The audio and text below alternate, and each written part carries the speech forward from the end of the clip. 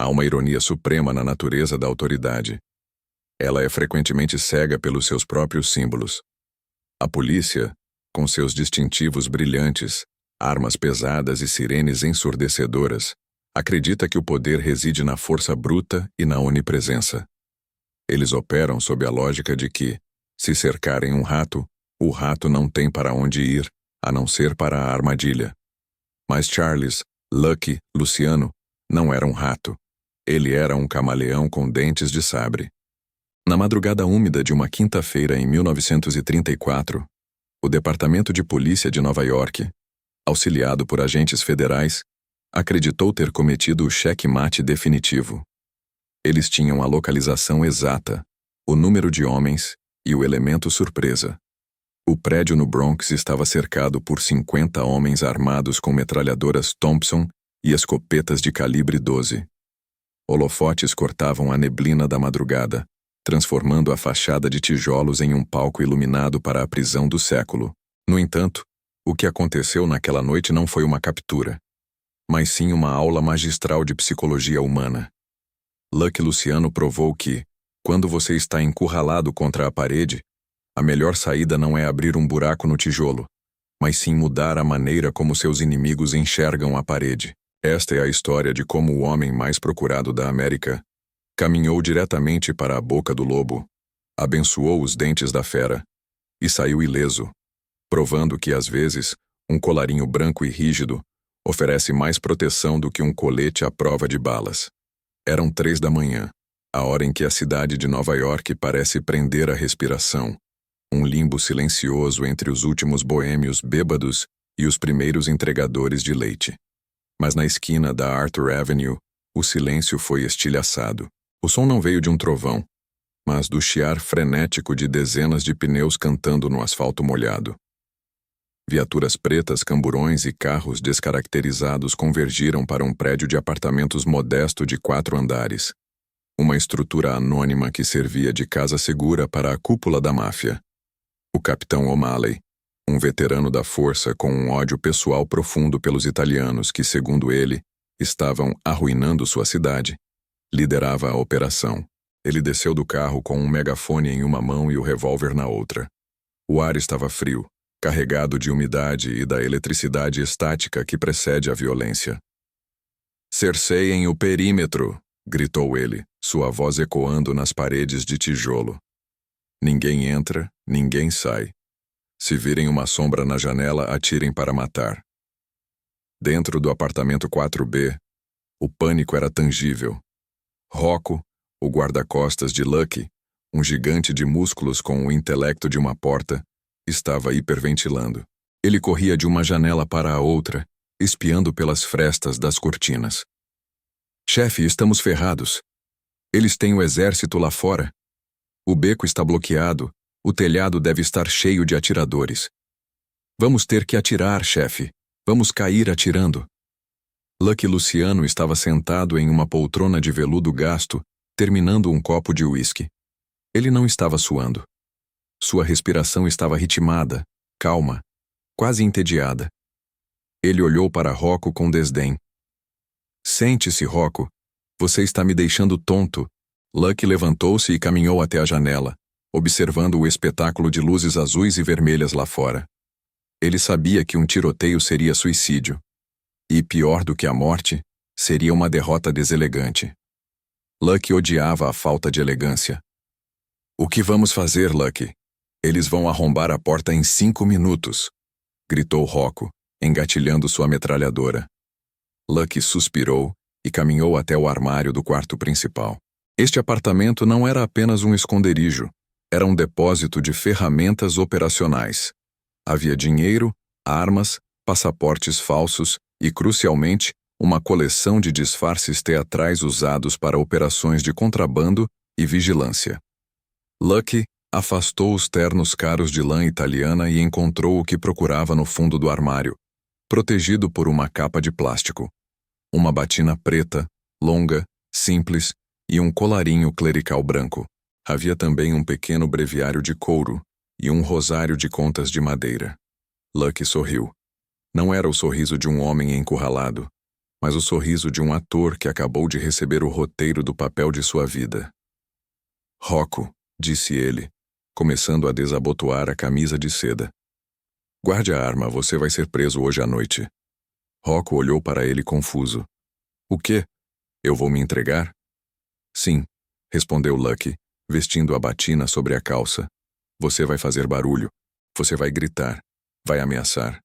Vai manter a atenção deles na porta dos fundos e na janela. Dê-lhes o show que eles esperam. Enquanto eles olham para o gangster, eles não verão o santo. Lá fora, a tensão aumentava. O capitão O'Malley estava impaciente. Derrubem a porta. Gás lacrimogênio primeiro. A equipe de assalto preparou-se no corredor, os escudos pesados levantados. O som de botas subindo as escadas era como um tambor de guerra. Dentro do apartamento, Lucky Luciano havia desaparecido. Em seu lugar estava o padre Giuseppe, um homem humilde de ombros curvados, segurando um rosário com mãos que pareciam trêmulas de idade, mas que na verdade tremiam de adrenalina controlada. Ele olhou-se no espelho. O cabelo, normalmente penteado para trás com brilhantina, foi bagunçado para frente, dando-lhe um ar de desleixo piedoso. Ele tirou o anel de diamante do dedo mindinho e o colocou no bolso. Lembre-se, Rocco, sussurrou ele, a voz já mudando, adotando um tom mais grave e trêmulo. Conte até 50 depois que eu sair. Então renda-se. Lucky destrancou a porta da frente do apartamento, não a porta dos fundos por onde todos esperariam uma fuga. Ele abriu a porta apenas o suficiente para passar. O corredor estava vazio. Os policiais estavam concentrados na escadaria e no elevador, preparando o ariete. Com passos silenciosos, Lucky desceu um lance de escadas até o terceiro andar, onde a confusão ainda não havia chegado totalmente, e então tomou o elevador de serviço para o saguão. Quando as portas do elevador se abriram no térreo, o inferno estava acontecendo. Policiais corriam de um lado para o outro, carregando caixas de munição, gritando ordens. O saguão estava cheio de fumaça de cigarros e ansiedade. Lucky saiu do elevador. Ele não correu. Ele não se escondeu. Ele caminhou com a lentidão de quem carrega o peso dos pecados do mundo. Ele segurava o breviário contra o peito, os lábios movendo-se em uma oração silenciosa. Assim que ele pisou no meio do saguão, um jovem policial, nervoso e com o dedo no gatilho, virou-se bruscamente. Ei, você, parado aí! O policial apontou a escopeta para o peito de Lucky. O tempo parou. Se o policial visse Charles Luciano, o gatilho seria puxado. Mas o policial viu o colarinho branco, o símbolo universal de autoridade espiritual, especialmente para a força policial de Nova York da década de 1930. Composta majoritariamente por irlandeses e italianos católicos devotos. O cano da arma baixou quase instintivamente. Oh, desculpe, padre, gaguejou o policial, o rosto ficando vermelho. Nós não sabíamos que havia civis aqui. Quero dizer, clero. A área está isolada. É muito perigoso. Lucky parou, levantou os olhos que haviam ordenado dezenas de execuções, e olhou para o jovem com uma doçura infinita. Está tudo bem, meu filho, disse Lucky, sua voz rouca agora soando como a de um velho pároco cansado. Eu estava dando a extrema unção para a senhora Moretti no 3C. A pobre alma. Os anjos a chamaram nesta noite de turbulência. Ele fez o sinal da cruz no ar, na direção do policial. O jovem tirou o cap e baixou a cabeça. Um reflexo condicionado por anos de missa dominical. A situação é grave, padre. Temos um assassino encurralado lá em cima. O senhor precisa sair imediatamente, disse um sargento que se aproximou. Um homem corpulento com um bigode grisalho. Lucky assentiu solenemente. Eu entendo. A violência dos homens é uma praga sobre a terra. Eu vou indo. Rezem por ele, sargento. Até o pior dos pecadores merece a misericórdia de Deus. Lucky começou a caminhar em direção à porta principal, a grande porta de vidro dupla que dava para a rua, onde dezenas de policiais e holofotes aguardavam. O sargento, num gesto de proteção, colocou a mão nas costas de Lucky e gritou para os homens lá fora. Abram caminho. Abram caminho para o padre. Deixem-no passar. A cena na calçada foi surreal. O mar de uniformes azuis partiu-se como o mar vermelho. O capitão O'Malley, que estava gritando ordens no rádio, viu o padre saindo e apenas acenou com a mão para que ele saísse da linha de fogo. Ninguém olhou para o rosto do padre. Ninguém notou que os sapatos dele, embora sujos de poeira, eram de couro italiano feito à mão que custavam mais do que o salário anual de um tenente. Ninguém notou que o relógio que despontava levemente sob a manga da batina era um Patek Philippe de ouro. Eles viram apenas a roupa de trabalho de Deus. Eles viram o que foram treinados para respeitar, não o que foram treinados para caçar. Lucky caminhou pela calçada molhada, passando a centímetros dos carros da polícia. Ele podia sentir o calor dos motores e o cheiro de café barato dos tiras.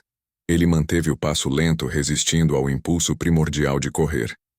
Correr é uma confissão de culpa. Caminhar é um ato de fé.